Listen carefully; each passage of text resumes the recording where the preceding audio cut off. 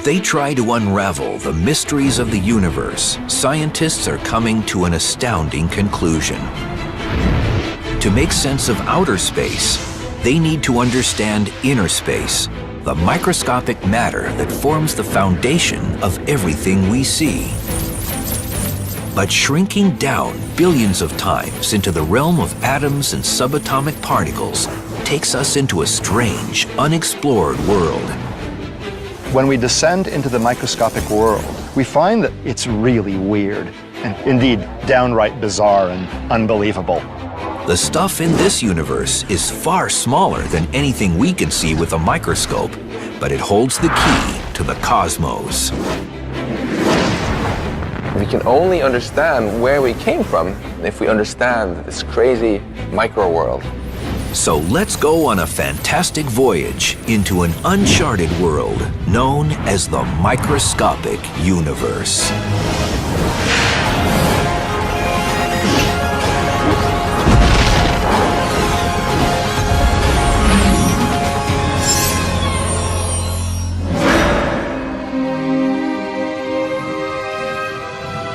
When people talk about the universe, they usually mean the vast expanse of space, billions of light years across, that they can see with radio telescopes and cosmic imaging. They think about stars and galaxies and planets and all the big stuff out there. You have astronomical bodies moving under the force of gravity. There are laws of nature, and you think that the laws are right once and for all. However, there is another universe, an unseen world that governs everything we see. When we go down in size, trillions of times smaller, to the microscopic world, the rules are much less intuitive than the ones we're used to from the large-scale world. The magic of the microscopic universe begins at about a 10/1000th of a meter, or the size of an atom. Matter behaves so differently at this level that scientists have developed an entirely new set of rules to describe what's going on. They call it quantum theory, and what it says is extraordinary. This baseball represents a subatomic particle, like an electron or a photon of light, that routinely does all sorts of weird, strange things in the microscopic universe. The subatomic version of this baseball can be invisible, can go through solid objects with ease, can be in multiple places at the same time, and can seemingly go backwards in time and change the past.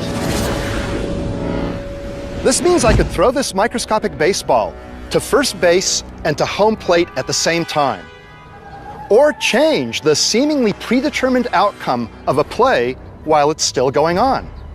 Now, this is the stuff of science fiction, but really, we know it to be true, or at least it appears to be true in our quantum world. We get all sorts of weird things happening.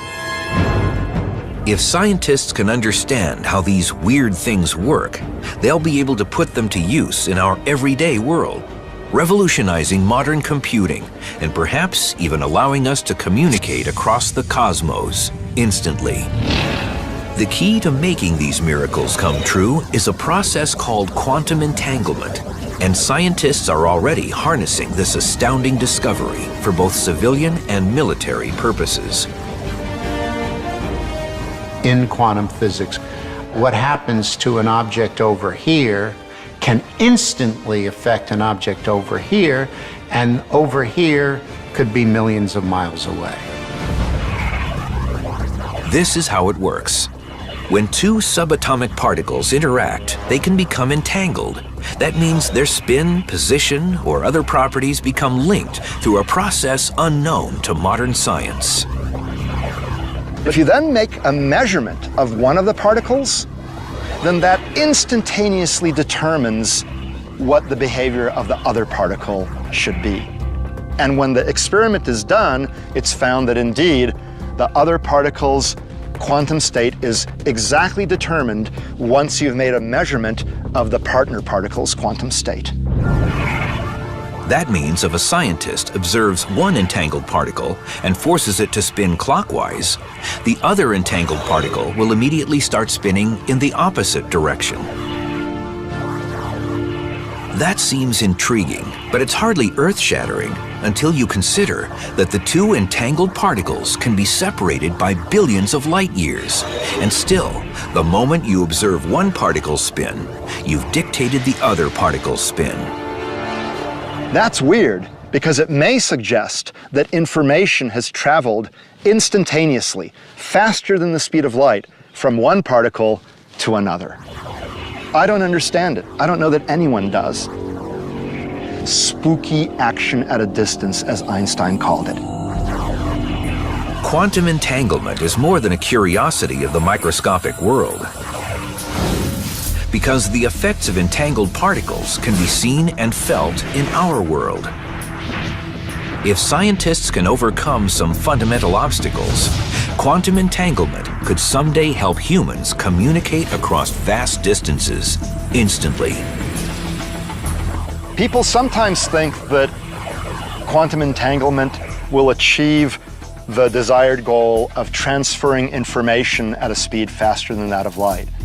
I don't think this will be achieved because to set up these systems, you had to have brought them there at speeds slower than the speed of light. But then what do I know? 100 years ago, they didn't think that we'd be going to the moon. Quantum entanglement is far more likely to transform modern computing. Scientists hope to use the magic of the microscopic universe to build powerful new computers. We're going to see what this baby can do. At the Massachusetts Institute of Technology, Professor Seth Lloyd has helped create a prototype of a quantum computer which uses quantum bits rather than traditional computer bits to perform its calculations. This lab has the world's best superconducting quantum bit, or qubit, in it. And when we do quantum computations with qubits, we can have the quantum computer do multiple tasks simultaneously. It can do this, it can do that at the same time.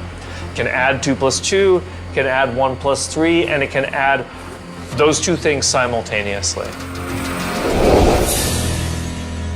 The fact that a single qubit can perform many calculations at the same time gives the quantum computer the potential to be far more powerful than any computer ever imagined. Like traditional computers in the 1950s, quantum computers are in their infancy today. The machines take up large rooms and can do only the most basic calculations. But they hold great promise for the future. Quantum physics is notoriously weird, strange, and counterintuitive. And so quantum computers use this weirdness to compute in ways that classical computers can't. The major stumbling block is figuring out how to effectively code classical information, the ones and zeros that computers use, in a way the microscopic universe can process it using entangled particles. But when scientists figure that out, quantum computers could transform the planet. Even if you have a quantum computer with not that very many bits, you might still be able to do things like break all the codes that people use to communicate on the internet. Or you could solve very difficult problems having gajillions of variables, like try to figure out what happened at the Big Bang. That may be hard to believe, but the microscopic universe gets even stranger. In fact, the most famous experiment in quantum physics shows how one object can be in two places at the same time. A result that startled the great Albert Einstein. As scientists explore the microscopic universe, they find it's governed by rules that are often incomprehensible to those of us in the normal world. At the smallest scales imaginable, not only does information appear to travel faster than the speed of light, But human observation often seems to decide what happens. It seems like the behavior of quantum mechanical stuff is different when we're looking at it than when we're not looking at it. This profound conclusion comes from performing the double hole experiment. Scientists first conducted this experiment a century ago, firing photons of light through a metal plate with two slits. The light that went through the holes hit a screen behind the plate.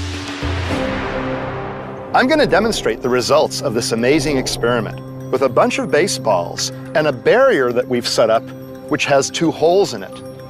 Now, normally in the everyday world, if I throw baseballs through one hole or the other, they'll form a predictable pattern on a screen that we've set up behind home plate.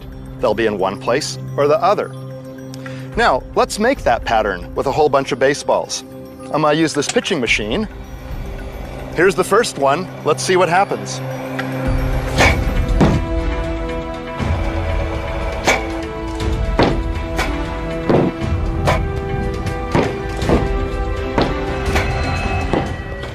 Now you see, the balls landed on the screen in two bunches, pretty much along a direct line from each of the two holes.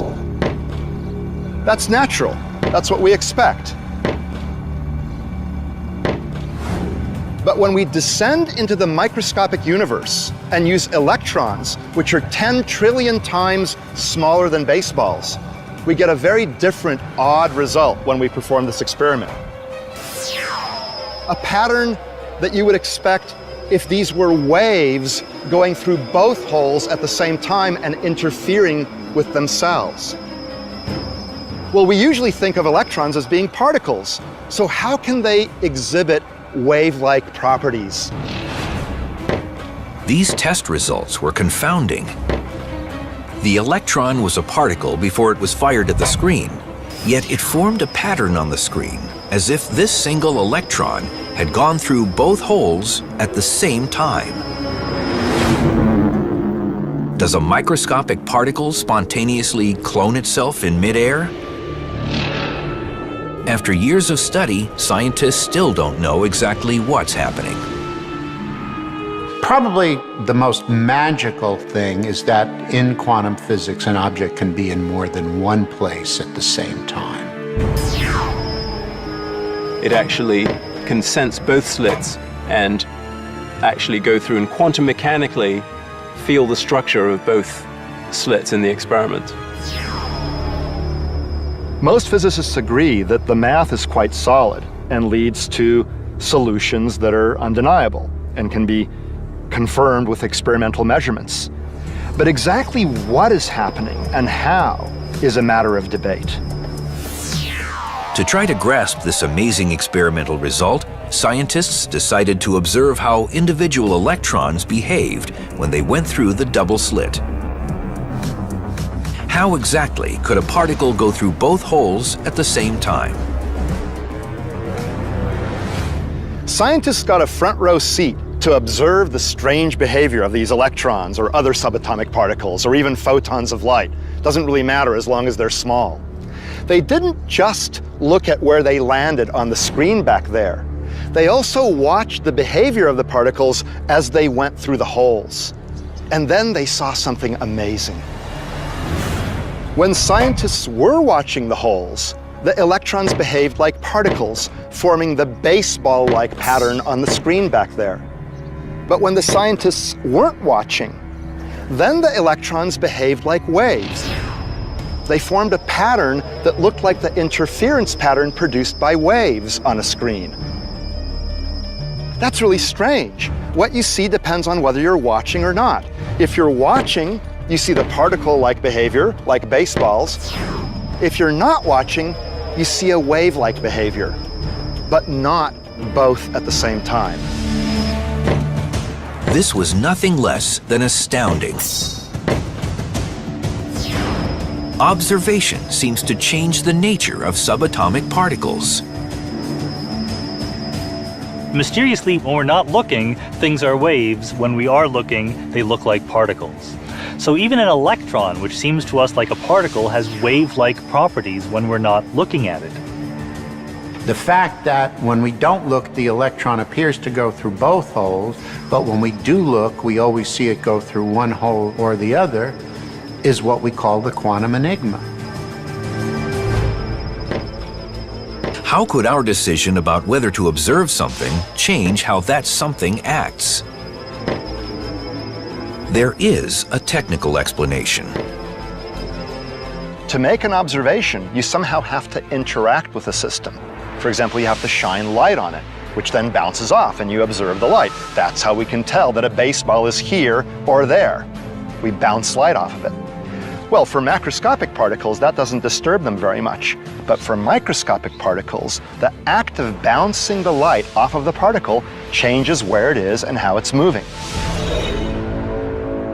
So in the microscopic universe, where photons of light are about the same size as subatomic particles, these photons have a big impact when they illuminate the particles so we can see them. But this doesn't answer the question. Why doesn't the light simply change the direction of the subatomic particles? Why does observation actually change the nature of what is being observed? The short answer is we don't know. This is the fundamental mystery of quantum mechanics, the reason why quantum mechanics is difficult. Mysteriously, when we look at things, we see particles. That when we're not looking, things are waves. This is something we scientists have argued passionately about now for almost 100 years, and there's still no consensus. When they were first released a century ago, these test results were enough to unsettle the brightest mind in science. Einstein said, "I don't believe in quantum physics because I believe the moon is there even when I'm not looking at it." Einstein was, of course, referring to the implications of the theory that the moon really isn't anywhere until it's observed. However, the double hole experiment's mind-boggling conclusions don't end there. In recent years, technology has allowed scientists to perform a fascinating variation of the test. Its results call into question our perception of time itself. This is like a high-tech version of the double hole experiment. Electrons are being fired toward a barrier with two holes in it. But the scientists can delay their decision about whether to observe the electrons until after they've passed through the holes, but before they hit the screen. It's as though I'm on a baseball field, and there's a baseball being pitched toward the barrier with the holes in it. But my eyes are closed, so it goes through, and it behaves like a wave, but then at the last second before it hits the screen, I open my eyes and decide to observe it. At that moment, the electrons, in essence, become particles, and seemingly always were particles from the time they left the electron gun. So it's as though they went back in time to before they went through the holes and decided to go through one or the other, not through both as they would have had they been behaving like waves. That's really crazy. That's the enigma. That our choice of what experiment to do determines the prior state of the electron. Somehow or other, we've had an influence on it which appears to travel backwards in time. Scientists are only beginning to grasp what these microscopic mysteries mean for time travel and changing the past in our everyday world. But one thing is clear. The rules that govern this subatomic world hint at a universe that's just as mysterious as science fiction. In fact, quantum physics may suggest that reality is simply a figment of our imagination.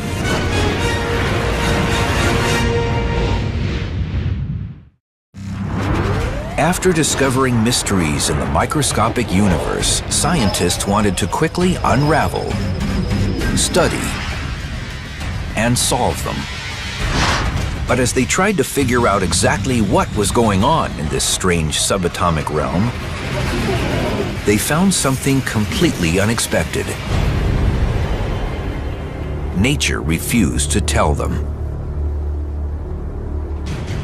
When we descend into the microscopic world, we find that there's a fundamental uncertainty in essentially all quantities that we wish to measure. And it's not a problem with the measurement process. It's that nature herself does not know.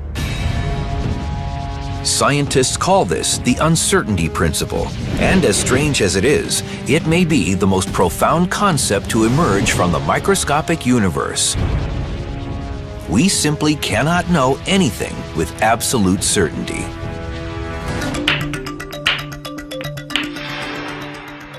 In our everyday world, we think we know a lot about the things around us. We can actually locate, for example, the position of this cue ball and strike it at a certain speed, which we know, and we can use that to collide it into other balls and go ahead and play a game of pool.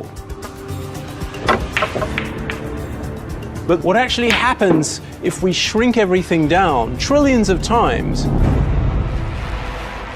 In that world, these pool balls are now actually like subatomic particles.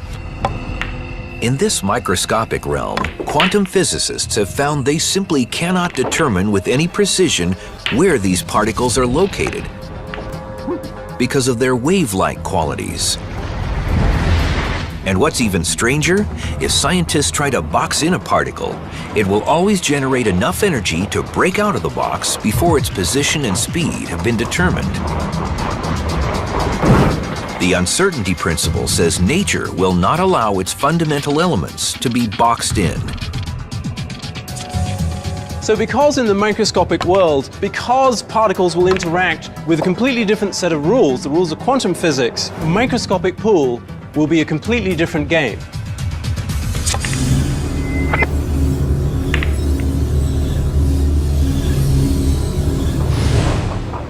The uncertainty of the microscopic universe extends far beyond the location of particles.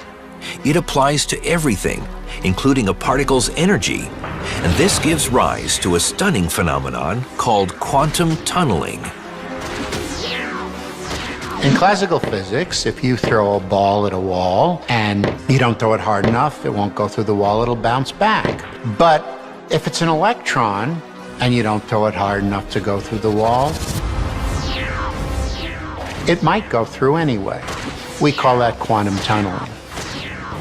How can this be possible? It may sound bizarre, but one way to explain quantum tunneling is that the uncertainty of the microscopic universe allows a particle to borrow energy from the future to breach the barrier and then pay it back after it gets to the other side. The electron actually already is on the other side of the wall, and therefore it can go through it and appear on the other side of the wall. Ever since these wonders of the microscopic world were discovered a century ago, people have asked if quantum tunneling, being in multiple places at the same time, and what appears to be traveling backwards in time, can be achieved in our everyday world. Some scientists say we'll never be able to throw a baseball through a solid barrier. A baseball is a huge number of particles. You would need all of them to collectively suddenly appear in another place for the baseball as a whole to appear in another place. And that's just extraordinarily unlikely. A single electron or a single proton can do this, but the bigger your particle, or the bigger the collection of particles, the more difficult that process of tunneling is. However, a growing number of physicists are developing a more outrageous theory for what's going on. We know that these tiny particles can be in two places at the same time. But hey, I'm made of these kinds of particles. So if they can be in two places at once, so can I. Scientists call this the many worlds interpretation of quantum physics. They say just like the electron in the double hole experiment, human beings are all in multiple places at the same time. They say anytime anyone makes a decision, we don't actually choose one option over another. Instead, we do them both, in slightly different versions of reality. What happens when you use your mind and your will to decide things is you end up actually making many choices at once, and all of them become realized in different parallel universes. The many worlds hypothesis of quantum physics says that when I throw a curveball, I do so only in this universe. In another universe, I might be throwing a fastball. And in still another one, I throw a knuckleball for the first time in my life. And in yet another universe, I heave this ball to the outfield. In the many worlds hypothesis, all of these choices are outcomes that occur in universes that are parallel to our own. Just not in ours, but in parallel universes. That's what the many worlds hypothesis tells us. This may sound far-fetched, but an impressive array of theoretical physicists believe it's the way the microscopic world works. If it's true, the implications of this startling theory go far beyond the baseball diamond. In essence, it suggests there are universes parallel to our own in which the Nazis won World War II, and in another, the American government foiled the 9/11 hijackers, so the World Trade Center still stands in Manhattan.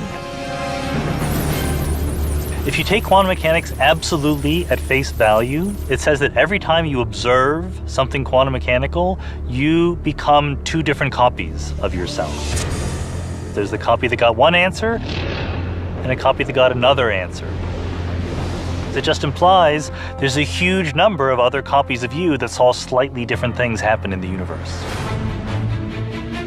These days, it's completely accepted that the micro world is weird. Many people had hoped that this weirdness could be confined to the micro world, so that big things like us would be immune to it and always be in a single place. But it's become clear now that that hope was naive. The weirdness can't be confined. The fascinating debate about the many worlds interpretation of quantum physics will rage until physicists finally solve the mysteries of the microscopic universe. However, some astronomers are concluding that we will never be able to fully explain any of these mysteries because, according to their calculations, the vast majority of matter holding the universe together exists in a higher dimension that we can never explore.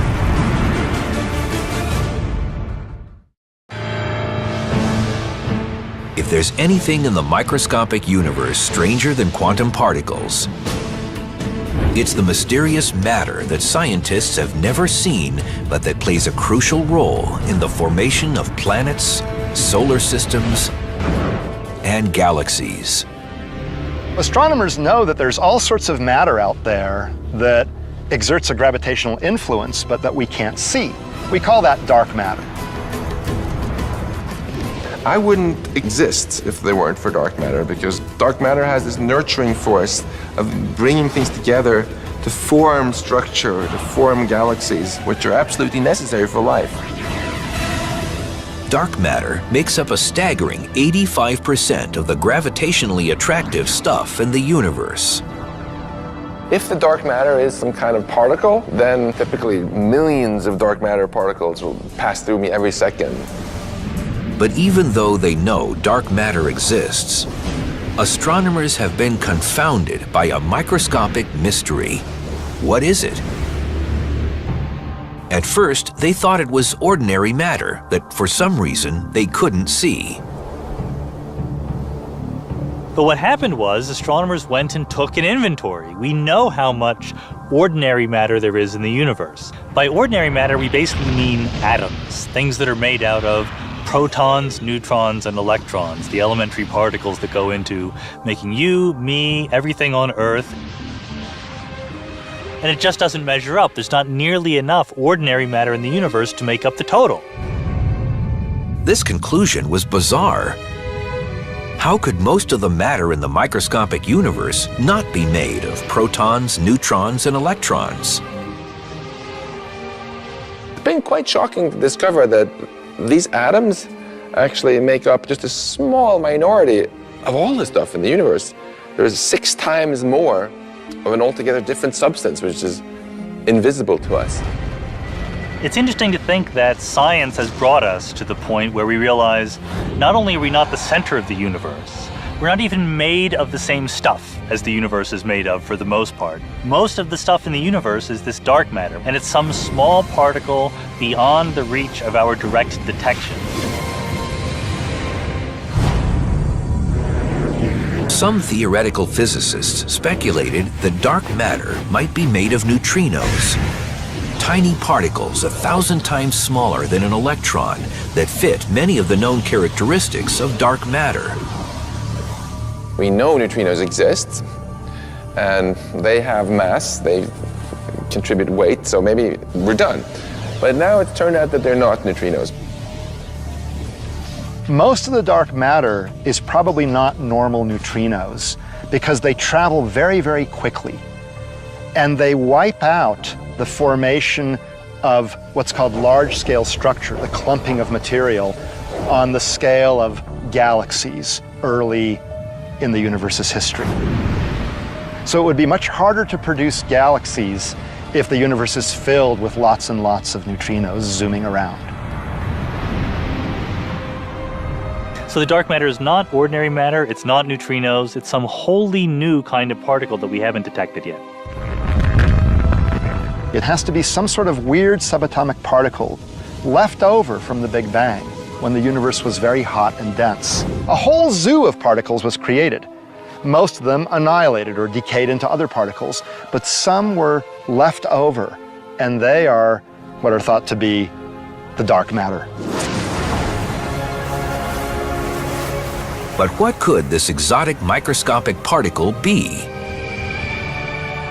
Since it's nothing known to science, astronomers proposed an entirely new particle that embodied all of dark matter's characteristics, and then began searching the universe for it. They call it a WIMP, a weakly interacting massive particle. One of the problems with the WIMP hypothesis is that we've never actually detected a WIMP in a laboratory. In fact, there's several experiments going on right this minute to look for WIMPs in underground laboratories, and you'd also like to make them in particle accelerators like the Large Hadron Collider in Geneva. So there's a multi-pronged attack to detect WIMPs directly if they're the right answer. If scientists find evidence of dark matter, will they also find evidence of another world of dark planets, dark life forms, and a dark matter table of elements? I don't think they're like us in that the dark matter particles can form planets and so on, because if they could, then we would expect most of the planets in our solar system to actually be made of dark matter. But I think it's much more likely that the dark sector is many different kind of particles that are much more complex than just one. However, modern science still has not found evidence of this mysterious microscopic material. And a growing number of scientists argue that's because it's not something else. It's somewhere else, like other dimensions. People have taken very seriously the idea that the dark matter comes from other dimensions or represents ordinary particles that are actually moving in the other dimensions. The thing about other dimensions are we don't see them, we don't interact with them very strongly, so they're a natural place to put the dark matter. It's conceivable that the gravitational influence in galaxies and clusters of galaxies that we attribute to dark matter in our own universe is actually caused by concentrations of matter in other dimensions that are felt within our dimensions, but will never be discovered within our dimensions because they're actually somewhere else. Whatever or wherever it is, many physicists are confident they'll eventually discover a complete solution to the dark matter mystery. Unless, they say, it simply exists at an incredibly small size, far smaller than humans have ever been able to explore. That raises the question, what does exist at the smallest scales of the microscopic universe? That's what viewer Jason L. from Houston, Texas wanted to ask the universe. Jason, I'm glad you asked that question. The smallest things in the universe are the fundamental subatomic particles, like electrons, or the quarks that make up protons and neutrons, or neutrinos. Now, all these particles are thought to be different vibrational modes of a little tiny entity called a string, a little tiny package of energy. And that, then, is the smallest thing from which everything else is made. Scientists have just started trying to explore strings and other incredibly small stuff in the microscopic universe. And what they've found offers tantalizing clues to a world beyond.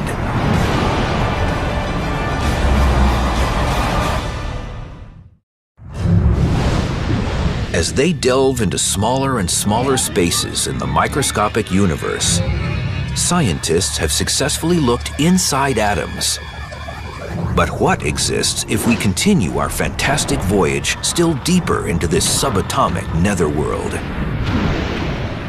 Even scales that are smaller than the electron are really a vast unexplored territory, more so than solar systems or galaxies or even the universe.